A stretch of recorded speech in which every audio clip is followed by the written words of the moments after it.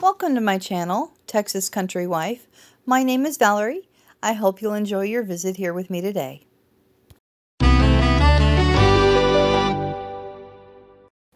Tonight I am going to make what is called a Runza casserole. I'm going to start with my little half-pint jar here of onions that I canned back in June. And I will put them here in my pot and start cooking off the liquid that is in them when I canned them. I'm going to get those going. Alright, I've got my heat on. Then I've got 1.5 pounds of ground beef that I cooked and drained. And I have got this 1 pound bag of tricolor coleslaw mix. So once I get these onions cooking really good here, I will put in my cold ground beef that I cooked yesterday and get all of that all good and warmed up and heated through. And then we're going to add that bag of coleslaw mixture there and get this going. And some salt and pepper. And that will be our filling. And sometimes we put a can of cream of mushroom soup in this, and sometimes we don't. I'm going to have to ask Tom and see what he wants tonight on that. Anyway, let me get these caramelized. And let me get the ground beef added and the coleslaw poured in. And then I'll show you what that looks like in the pot. And yeah, I know, this is an old pot, and I'm using an old pot because onions and pans and all that. And I don't know, it just seems like they kind of absorb the smell. So I like to use my old pan to do this because this has to cook for quite a while. Alright, let me get this going. Alright, I could tell just by the smell and the look of this that when I added my 1.5 pounds of ground beef that a half-pint jar of onions was not going to be enough. So I opened another one. And we're going to use that. And I'm okay with that. The only reason I even canned these onions was for quick meals like this. And that's exactly what this is going to be, is a quick meal tonight. And because I got them on sale and I did not want to lose them, so I canned up some onions. Will I can onions again? No, I will not, because it really smelled up my house for a couple of days. However, I do want to try to make caramelized onions in the crock pot and can them. I don't like the way that I did them because I poached the onions and the whole house it smelled like onions for 2 days. I would like to have canned onions because this is really nice and I don't have to chop or anything like that. But I'll figure out a new way to get some onions into some jars when I need to can some onions again. Alright, now that this is boiling hot, I'm going to get my salt and pepper in here. Okay, I put enough pepper in here to fit in the palm of my hand. Probably about a teaspoon, teaspoon and a half. This is what really makes this dish taste good. And I'm going to use about a teaspoon of salt. We don't use a lot of salt here in this house. So I will taste this mixture when it's all done. If it needs more salt, then I will add more. Okay, let me get my coleslaw mixture added in here. I have put the whole bag, the whole 1 pound of tricolor coleslaw in here. And now I'm going to have to get the meat mixed into here. Put a lid on this and set the heat down to medium. And let this cook down for a while. I'd say at least 20 minutes, maybe 30, to let this cook down. Let me get this stirred together. Now that meat is stirred in, and I've cooked this cabbage down for, maybe 2 or 3 minutes, you can see that the level in the pot has already went down. So now I'm going to turn my heat down from high down to medium.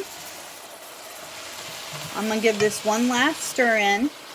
I'm going to put the lid on here, and we're going to let this cook on medium heat for about 10 minutes, and then I'll come back and stir it and we'll see what it looks like.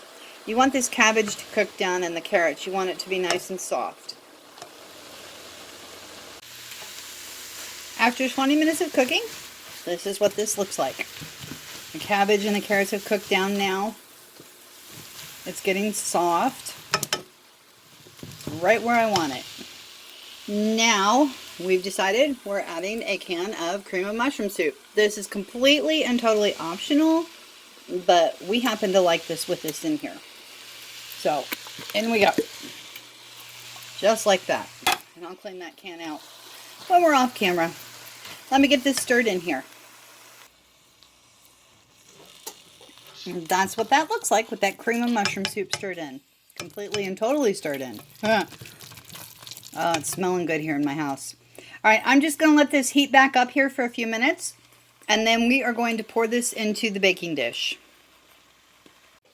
While I'm letting that cream of mushroom soup heat up with my meat and cabbage, I have gotten out a 7x11 baking pan, 1 cup of shredded cheddar cheese, and a can of crescent rolls.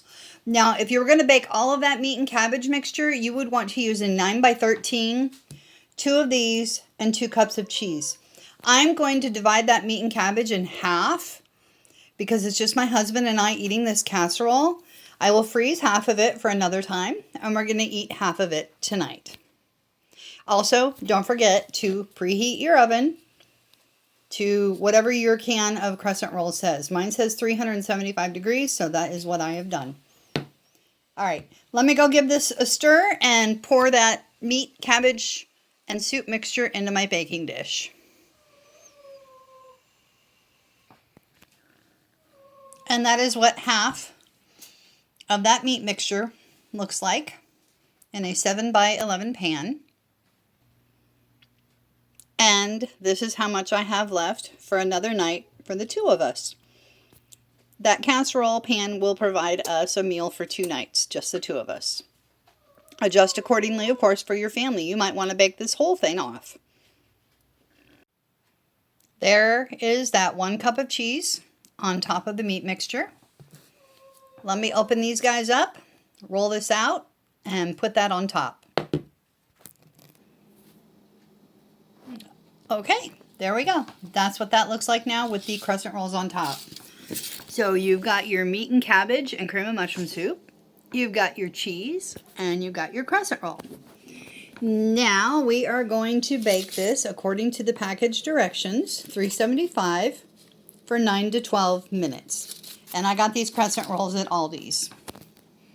There you have it. Let's get this in the oven and get this baked so we can have some dinner. Ta-da!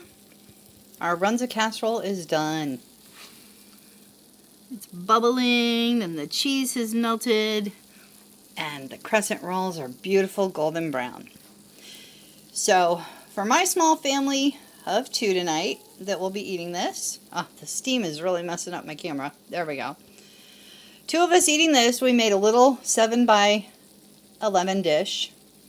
And I have some to freeze for another night for my husband and I to eat. And if you have more than 2 to 3 people to feed, go ahead and do the whole thing in a great big 10x13 pan and use 2 cans of crescent rolls on top and 2 cups of cheese. Let me plate this and show you what it looks like. What I would do for my husband and I is I just cut it down the middle here and down the middle here, and he'll have 1 section and I'll have 1 section. And then tomorrow night we'll have more. There we have it, all plated up. Yummy, delicious Runza casserole. R-U-N-Z-A, Runza casserole. Up north they have restaurants. They're like a fast food place called Runza Hut. And there you will get this in a homemade bread roll as a great big sandwich. And they are absolutely delicious. The German name for this dish is Bierocks. B-I-E-R-O-C-K-S. And I grew up eating these. My mom would spend a whole day making homemade bread and a huge pot of this mixture and make a whole bunch of these up. We would have them for dinner. They would share them with friends and family, and she would freeze them. Now, being as I used crescent rolls, I'm not going to put butter and salt on top of this. That's what my mom would do on top of the bread dough when they came out of the oven, is she would put a lot of butter on there and sprinkle them with salt. But being as we've got the buttery crescent rolls, I'm not going to do that. Well, I hope that you give this recipe a try. It's a really yummy, delicious, fast, and easy casserole. And we love it. Thanks for watching. Give this a try.